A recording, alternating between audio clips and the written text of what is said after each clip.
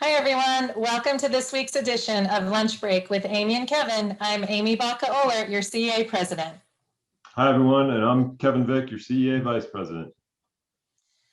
So today, of course, we couldn't let this week's lunch break go by without looking back on the past year. As I'm sure everyone knows, it is we're coming up on the year anniversary of something that I think none of us would have ever even dreamt of living through a year ago. We never would have, known what it was like to live in a global pandemic, much less educate students in the midst of a global pandemic. We have things in our vocabulary that we probably never would have had otherwise, like social distancing, mask wearing, all of these things that seem to be so normal now. A year ago were nowhere on our horizon. So I wanted to spend some time just reflecting this morning on this past year.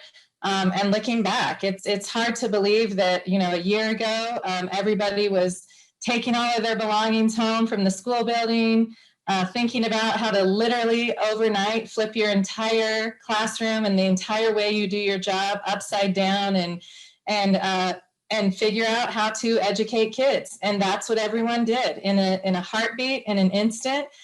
We carried on and continued to educate students no matter what challenges were thrown our way. And I truly could not be more proud of the courage, the commitment, the dedication that every single one of you has shown throughout the entire course of this year. It certainly has, it seems cliche to say now, but it certainly has been the most challenging year that we will ever experience. And you hung in there. It has not been easy. It's been very difficult. We won't sugarcoat it and, say things like you did it and, congratulations, because this truly has been a year of survival. But it has also been a year of showing our collective power and the power of educators. I know that sometimes it doesn't feel like it because there are some very vocal voices that aren't appreciative of the work that you've done and the work that you do on a daily basis. But there are thousands of parents and community members and students who are so appreciative of the work that you do. We did a recent poll to get a sense of how people are feeling about educators across the state of Colorado. And educators currently have one of the highest ratings that we've seen in years. So I know that it may not feel like it, but you are doing the right work. You are doing good work. And together we will continue to fight for the schools our students and educators deserve. There are many lessons that we have learned throughout the course of this last year, and we will take those lessons to move us forward as we define the future of public education for our students, for our profession, for our colleagues, and for our communities. So while we're not out of the woods yet, we still have some ways to go as we get through this pandemic. But we will continue to get through it together, and then we will build back and we will define that future. So I look forward to that work, and I just want to thank you. But thank you is not enough for this past year, for everything that we have experienced together. And I think it shows just the resiliency of our profession and the importance of the work that we do. As we all know, there is no more noble profession than that of being an educator, and that has truly been shown throughout this past year. So we will carry on, and as we mark this 1 year anniversary, we will reflect on it, but we will continue to move forward. So with that, Kevin, I know that we have a lot of things going on in our current world that are really important and in some ways a reflection on everything that we have been through. So why don't you talk about the legislative session that's happening? Yeah, Amie, as you were talking, I was just kind of reflecting myself, and two words I hope I never have to hear or use again are synchronous and asynchronous learning. So hopefully we're getting past those, and next school year will be a little more manageable.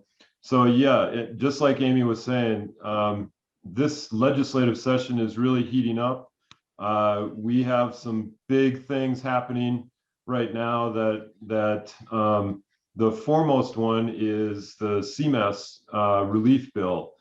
Now, we know that the federal government has sort of short-circuited the efforts to fully cancel CMS this year, but the bill that we have that will provide relief on the CMS testing this year is making its way through the legislature in a pretty big hurry. It's already passed through the House, and right now it's on its way to the Senate and will soon be heard in committee and then move to the floor and on to the governor. And so we are asking you at this point to make sure you're contacting your senator and let them know the importance of this bill. As you know, we need as much instruction time as we can get to make sure that our kids are keeping going here. So CMAS would be a huge interruption to that. The other thing that I want you to make sure you're paying attention to is there are tons of other big bills, including funding bills for education, including potential bills on evaluation. The TLCC survey for ESP is also a big bill that's coming through. So we need you to just be paying attention and staying engaged this legislative session. Can't let up now. There are too many important things happening. So make sure you're paying attention to all CEA channels, social media, website, and make sure you're signed up for the text alerts. That's probably the best way to stay engaged this legislative session and throughout the whole year. So that being said, spring break is coming for a lot of us. If you're already in spring break, that means that the end of the year is not too far away. Just hang in there and we'll make it. And back to you, Amie. Thanks, Kevin. Yeah, I think that phrase, we can't let up yet, applies to so many things. So that's a good reminder of, we're seeing a light at the end of the tunnel, but we're certainly not there yet, but we're making our way. So hang in there, everyone. Stay safe, be healthy, take care, and we will see you in a couple of weeks for lunch break. Have a good rest of your week. Bye, everyone. Stay safe and stay strong.